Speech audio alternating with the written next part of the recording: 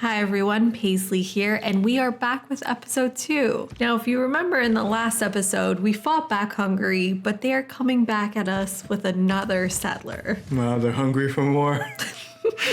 Yeah. But we're using our units to block the way, and in our capital, we finished our audience chamber, and for some reason, I decide I want to build Oracle. I don't know. Okay. I like building wonders, and this is a good one for a one city challenge, I think. And I've replaced Magnus with Pingala since we already have 9 pop. We've got a pretty big ancient city. Yeah, it's as big as the ancient Babylon was. Almost. And actually, we've been to the Oracle. We have been there, yeah. It's very nice, very beautiful landscape. It's based on the one in just north of Athens In called Delphi, Delphi. yeah. Maybe we'll do a wonder challenge episode. Let us know in the comments if you're interested in that. Yeah, maybe we'll do it as a stream, something like that. I don't know. Yeah, We'll see. I'm too nervous to stream. And speaking of comments, we got some really good ones. Thank you all for the feedback. Mr. Bluebell actually mentioned instead of Maui or Hamiko, Anansi could have been a good option. I didn't think about that, but I think that's a good idea as well. Now, one thing we forgot to talk about in our last episode was the Pelgum, which I bought early on, but we didn't mention. So do you want to tell us about that? Sure. So I think the Palgum here is meant to represent the Mesopotamian irrigation system. In the Civilopedia entry, they mention the Assyrian gardens at Nineveh, which we talked about. Those gardens, as well as the gardens in Babylon, hanging gardens if they did exist, would have been fed by these complex irrigation works, hydraulic technologies. So I think Palgum is just representing that. Yeah, and we mentioned they used a water mill to make the waterfalls, and the Palgum is a replacement of the water mill in this game. So this is the part of the stream where everyone learns that I cannot read. Okay. In the last episode, I was like, yeah, if you want floodplains for Babylon, floodplains. Actually, you just want fresh water. It's not even floodplains. I mean, Oh, okay. floodplains technically is freshwater, so I wasn't 100% wrong, but I did misread it slightly. But the Edamananki works just on floodplains, so I was kind of right. Pretty close. Yeah. And we just got the Oracle. That was pretty fast. Yeah, I kind of just jumped right out of that animation. My bad if you wanted to see it be built. Or maybe you can see it in its current state in this photo. That's not a very helpful current state. The Oracle exists in many places, but the one the game bases it off of is the one at Delphi. So we get a great scientist here, Al-Zahrawi, which we got in our Saladin game. That's right, yeah. Yes, but here I actually don't think I want him. I have this mod that tells you what the great people are, and I think for this game we're gonna have to pass. I'm sorry. You are the weakest link. I also moved Amani into Valletta for some era score. So we got enough era score to hit a normal age. Now, I don't think there's any way I'm gonna get a golden age. I need 13 points in one turn. So I think the plan here is to hold on to my era score as much as possible. But we are recruiting this scientist? No, I don't think this is a good scientist either. I don't even have a holy site. Thinking I want Omar Khayyam actually because Okay. of Babylon's ability. Getting those boosts seems more valuable. I see. Okay, so we just got defensive tactics. And this actually works because we already built the walls of Babylon in this game, actually. Yeah, I didn't know that was a significant thing until you mentioned, oh, we should talk about it when you get walls. So I was like, whoops, I already got walls. Yeah, it was considered a wonder of the world, as we mentioned. The walls of Babylon were an immense series of double walls. So you have one shorter front wall and then one taller wall behind it. Oh, like Constantinople? Exactly like Constantinople. And like Constantinople, they were considered to be basically impregnable for a long, long time. But the most famous aspect of the walls is probably the Ishtar Gate. We actually saw this too. It's in Berlin. Yes, we did. That was a long time ago. Also suspiciously in Berlin. This was the kind of ceremonial gate. It has these incredible blue glazed bricks and gold creatures that are designed on it. But it was, disassembled, taken to Berlin. But there are some requests to have it repatriated back to Iraq. From what I remember, the creatures are like lions. Yeah, there's lions, there's bulls, and there's various mythological creatures that are associated with the gods that are associated with the gate. So the gate has reliefs of Ishtar, Marduk, and Adad, and the different creatures associated with those gods are also on the gate. Yeah, and actually we had a question about Marduk and its relationship to the Indus Valley. Now you left a detailed reply there, but do you want to just touch on it briefly? Yeah, well, the issue is that we don't quite know how extensive cultural contacts were between the Indus Valley civilization and Mesopotamia. We know that there's a lot of trade, but in terms of whether their gods were shared, that's a debated issue because some people say there's a shared religious and cosmological sphere between them. I wouldn't say that's a majority viewpoint. It's kind of on thin evidential grounds, so I don't know. Right, and here we get the great scientist of Omar Khayyam, which we talked a lot about in, I want to say, Persia series, I think right? it's a Persia series, that's right. And I think this is the right scientist for us because we can get the boosts and just get text, right? Like it's double good as usual, but I want to make sure I'm not getting any like useless boosts. So I'm just checking to make sure I'm doing everything I can before I pop this great scientist. Now, speaking of religion, Joshua made some really excellent points about why I should have gotten a religion. And Joshua, if you're still watching, you're going to be pretty disappointed because I do not get a religion.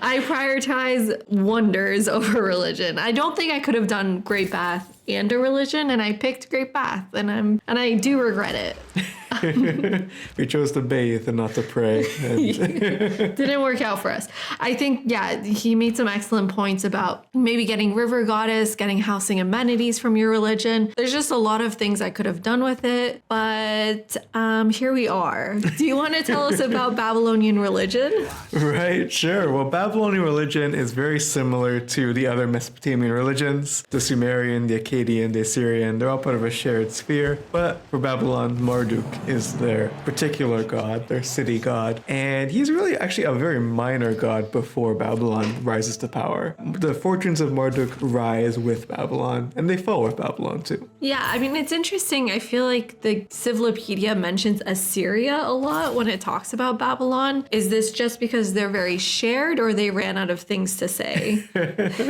They are very shared, but they are distinct for sure. The Assyrian god is Assur, and the city of Assyria is also Assur. So again, it's a city god, but they were in competition. I think in Civ 5, they had both Assyria, Sumer, and Babylonia. As their own civs? As their own civs. Wow. But here, I think they've condensed Babylon and Assyria together. But we still have Sumer in this game. We still have Sumer in this And actually, speaking of other civs, we met Brussels. I took suzerainty, and now we meet everyone on the map. So Wow. we've got Persia, the new Nadir Shah. I mean, it's not new anymore, is it? Barbarossa and Grand Colombia. Okay, perfect. Very topical civs. Yeah, not at all. I think if we were thinking ahead, we probably should have put Cyrus. I mean, he's such a crucial figure in Babylonian history. He conquers a city by diverting the river. But he also has an important role in the biblical history of Babylonia because the Babylonians under Nebuchadnezzar had demolished the first temple. They had exiled many of the Jewish population to Babylon, what's called the Babylonian captivity. And when Cyrus conquers the city, he says, okay, you're free to go home. And that is a event that is really, really important in the Bible and in the history of the Jewish religion. Right. When you say they like diverted the river, can you explain more about that? Yeah, well, I mean, essentially with Mesopotamia, they're so skilled in irrigation and so skilled in these hydraulic techniques that they just filled in the Euphrates, built a channel to divert it to another one of these canals. Kind of like a dam? Kind of like a dam. As it was drying up, the Babylonians didn't even notice. What do you mean they didn't notice? Because it took some time to dry up. There's still some water in the Oh my canal. So they just God. followed the water and walked under the gates and walked under the walls. So I guess the walls had a weak point. They had a weak Wait, point. what? Isn't this like the plot of Lord of the Rings? Isn't there like a little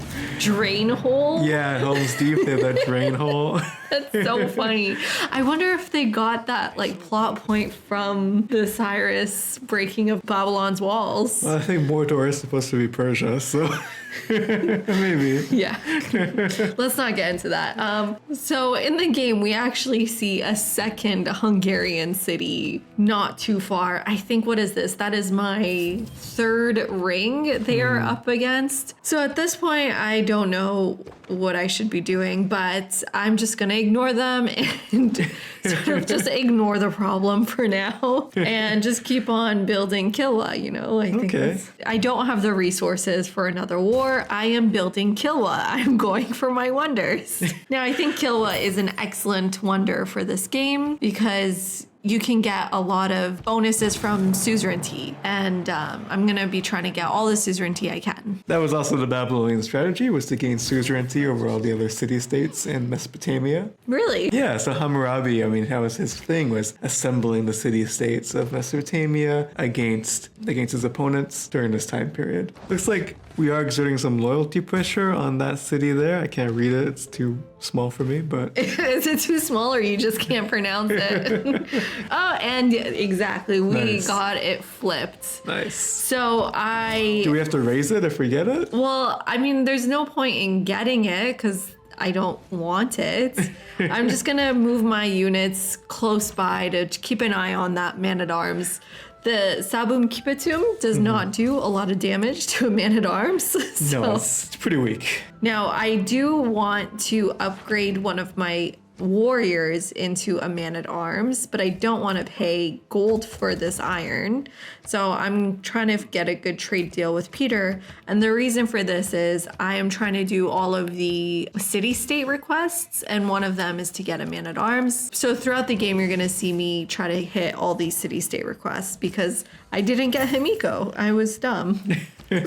And we get to recruit our second great person here. It's a great writer. I don't know how I'm making so many great writer points, but it's actually Rumi, who we talked about in our Persia series. We don't get him, right? I don't think we get him in the Persia series. We missed out, but we do talk about him, so you can go watch that. But, you know, it's interesting we're getting so many great writers because we actually do have a lot of good examples of Babylonian literature. Interesting. Yes, because, I mean, this is all preserved on clay tablets, and they're pretty stable, pretty sturdy. So unlike things that would be recorded on parchment or papyrus, the clay tablets are pretty well documented. And by literature, what kind of literature are we talking about? Well, we have, of course, creation myths, flood stories, all kinds of religious stuff, but we also have simple stories. We have curses and then things that ward off curses. We have science and mathematical texts, so a whole bunch. Okay, so the clay tablets are well preserved, but how easy is it to read a clay tablet? Because when I look at it, it looks quite difficult.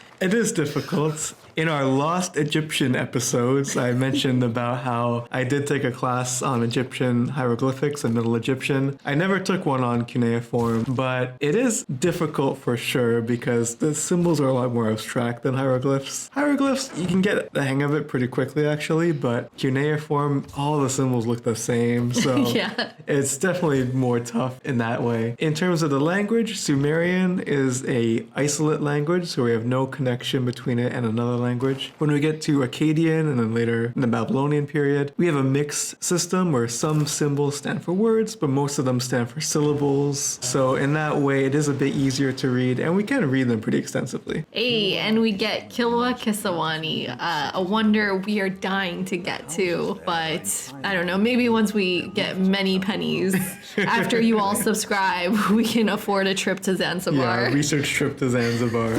Yeah.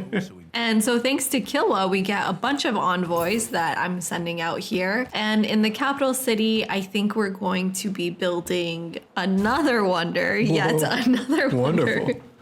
The Forbidden Palace? City? City. Forbidden City. Thank you. Usually palaces are forbidden. True.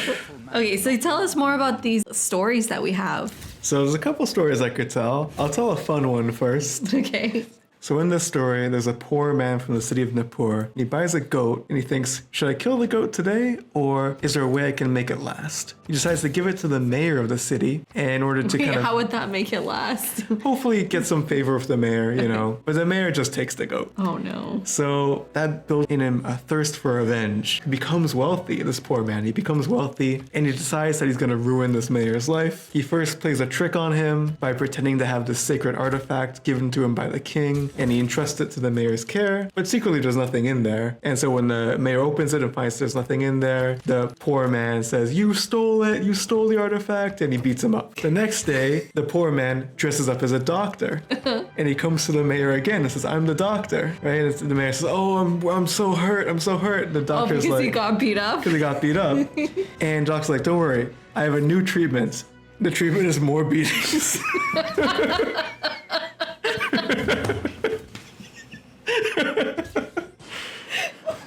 that the end of the story? That's one more thing. Okay, is that the end of the story? Because he said there's 3 tricks. The third trick is that he gets he decides that he's going to make a gift to the city. And he says, "To everyone in the city, I'm going to give you a goat." And he takes the mayor out. He's been beaten. He's dazed. Takes the mayor out. He's crawling on all fours and says, "Here's your goat." Oh my god, what's wrong with the Babylonians? This is the worst and most funny story I've ever heard. What's wrong with them? Imagine being the first archaeologist to read this story after thousands of years. Yeah. I wonder if people are like, "No, I don't think you read it right." This is a funny story. Great sense of humor. Great Yeah, sense of okay, humor. good. Yeah. They didn't think this was I think it may have been a moral story, actually, but for us, it's pretty funny. I wonder if it was a funny to them too, or if it was just don't be cheap. Well, we do have an example of the earliest joke from a Sumerian joke book. No way, a Sumerian joke book? So the joke is that a dog walks into a bar and says, "I can't see a thing. I'll open this one." What? And we don't know what it means, Okay. but it must have been so funny at the time. Well, are the other jokes in the joke book funny? Do you think this was just a failed joke? Or? It could have been. It could have been like an anti-humor type scenario. Interesting. Okay, back to the gameplay. So I really wanted Sanguine Pact in this game, but there's not a lot of barbs on the map. And so I was trying to divert a couple of my units to the barb camp, but then I started seeing Hungarian troops at my border. And I don't think they're coming for me, but this is highly suspicious. So I'm just gonna keep my troops around just in case they do decide to declare war. Now, I'm not sure if I can fight this Hussar. Is that what it's called? Yeah, I think so. If they do declare war, they get kicked out of my borders, so that's why I'm not super worried here. And I'm not really sure what the best government to go for in the second tier, but I'm just going for exploration because it has better cards available. Maybe monarchy would be better because you get housing from walls, but actually we're doing pretty good on population and housing. I'm not really having that problem. And we're making our way through the tech tree pretty quickly. One more turn on Forbidden Palace. Forbidden City. Forbidden City. Why do I keep making that mistake? It is a palace. That's what it is. Looks like Hungary did declare war on us in the end. Yeah. So what's our plan? I don't know. They're actually strangely strong at this point in the game, which is probably why they came after me. So I don't really want to invest in this war. So I'm just going to try to use the units I have to fight them off. The crossbowmen, do a pretty good job, but the Hussar are just very strong. Yeah, I'm actually surprised that the musketman doesn't do that much damage against I guess that's actually a Black Army unit. So I'm just bringing it forward to protect the city a bit. Yeah, there's not much to do. The Sabum Kibatum in the back. You're just gonna have to stay out of it. I don't know. The annoying thing is I don't have iron to upgrade units, and I don't have enough niter. Thankfully, I found niter in Babylon. That's good. Yeah, so I had enough for 1 musketman, but not enough for 2. So we're just gonna try our best here. Yes, maybe with the help of Marduk, we can fight back the Hungarians. Marduk, help us, also known as Bastion's card. And we get our next great scientist here, Galileo, which, again, not sure if this was the best choice, but we're just gonna get him next to some mountains to get some more science. Why does Galileo give you science when you go near a mountain? Yeah, it's a good question because he was in Italy. I mean, I'm sure there's like huge mountain. I guess there's the Alps, but I don't think he lived anywhere near the Alps. I guess just to see better with this telescope. I wonder if someone knows the answer to that. I've never wondered it until now, but now I really want to know. So if anyone knows. But I think this works. I mean, Babylonian astronomy was a really key foundation for Greek astronomy, for Arabic astronomy. And so a lot of our basic concepts actually come from Babylonian astronomy. Oh, that's interesting. So is it like a continuous chain of knowledge or is it rediscovered? It is a continuous chain of knowledge, actually. From Babylonia to Greece, and from Greece to the Islamic world. I mean, there's a continuous building of knowledge about astronomy. And all of our star names, for that reason, can be traced from Arabic to Greek to Babylonian. Do you have any examples? So, for example, many of our constellations, the animals that they're associated with, are originally from the Babylonian associations. So Taurus, the bull, comes from the bull of heaven. Leo, the lion, comes from the lion that the Babylonians saw. So all these things are actually very, very ancient. And do you happen to know, I know I'm like kind of springing questions on you, do you happen to know how they were able to see the constellations? Well, unlike Galileo, they didn't have telescopes. Right. So they can only see what you can see with the naked eye. But they also had certain devices to help them with the ecliptic. And they could also predict eclipses and things that happen on regular cycles. That's so cool. And did they use this to ever help them in war? Because it looks like I don't need it. You don't need it. You don't need the stars. Nope, I am fighting back Hungary. Somehow the Salbum Kibitum like came in clutch. Yeah, it seems like there's just a couple of units left here. Nice. And in terms of cards, I'm basically thinking, okay, well, I'm going to keep getting more envoys. And on top of that, I'm done upgrading units. So we're back to conscription. And I think we're making some pretty good progress with the tech tree. I'm building the dam here because I want to make sure I get +3 industrial zone so that I get era score once I build it. And the reason why I'm not building my commercial hub is so that it can be +3 so that it can get era score when I build it. But I do learn in this game that you need a +4 commercial hub to get the era score.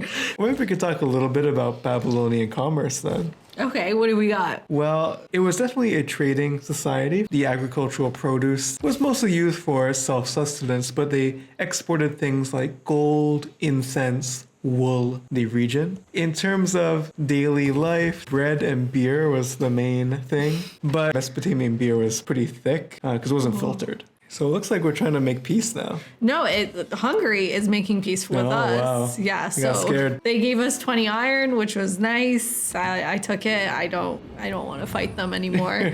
And now we enter the Renaissance era, the furthest Babylon has ever gotten. You know, I'm thinking the like golden ages are not that useful for one city challenge. I just took the gold one and I bring back Maui for some reason. Well, like We needed him. Like I said, Maui works if he gets luxuries on your 4th ring.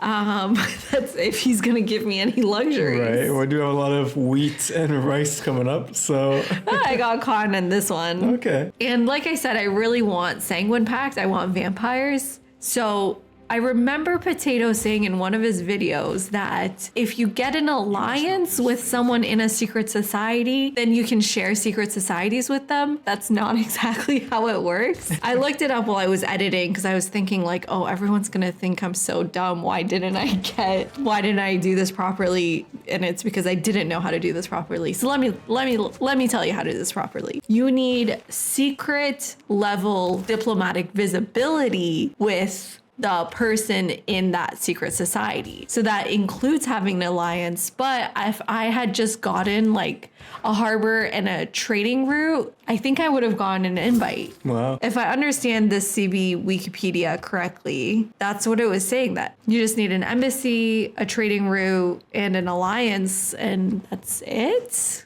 Okay. But I did not do that. Okay, well, next time. Next time. Anyway, speaking of trading, back to what you were talking about. Should I talk about bread? Yeah, tell us about bread. One interesting thing is that when you are in the pre-Sumerian times, the Ubaid period, you have these beautiful, ornate ceramics. But then once you get to the Sumerian period, you just get massive quantities of the most garbage ceramics imaginable. This is not bread. We'll wait for it. Okay. And people are always wondering, well, what happened? Like, why are all these ceramics so bad? Why are there so many of them? You know, what is the point of these? And it turns out that what we believe, and I actually listened to a talk on this last year, is that they were mostly used for baking bread. They're essentially like muffin tins. Oh, cute. Because when you go to a site in Mesopotamia, there'll just be thousands of these really crappy bowls. And I think, why would anyone keep these? But they were just basically used as baking tins. How did we figure out they were used as baking tins? Did they say in the talk? There's two ways. First way is that we just made them again. Try to think about what you could use them for. Interesting. And it turns out you can make bread in them. People Well, also... I mean, you can make bread in a lot of things. Right. You can make bread in a shoe. Right, but bread was given out as a ration, like as a free ration to people. So they believe that in order to mass produce bread, they're just mass produce these tins, essentially. Okay. The second reason is that we can kind of sometimes find traces of wheat or traces of grain on them. And the third reason is we sometimes have visual depictions of the bread and beer making process. So we believe that maybe they also used it. So that's another reason why we believe they may have used it that way. One issue is it's kind of an awkward shape, and it's also possible people use it for porridge or for thick beer, but the prevailing consensus is that it's for bread. And speaking of bread, here's Galileo. Okay. And I think I found a good enough mountain range. He gets us industrialization. I'm looking at the tech tree here, and we're not too far from rocketry, 8 techs. I guess that's kind of far. But all the techs we need on the way are like build 2 of this, 2 of that, which is quite annoying because we can't do that on a one city challenge. But Okay. I think we'll end the episode here. Sounds good. Thank you so much for watching. And if you have any comments or questions, make sure to leave them below.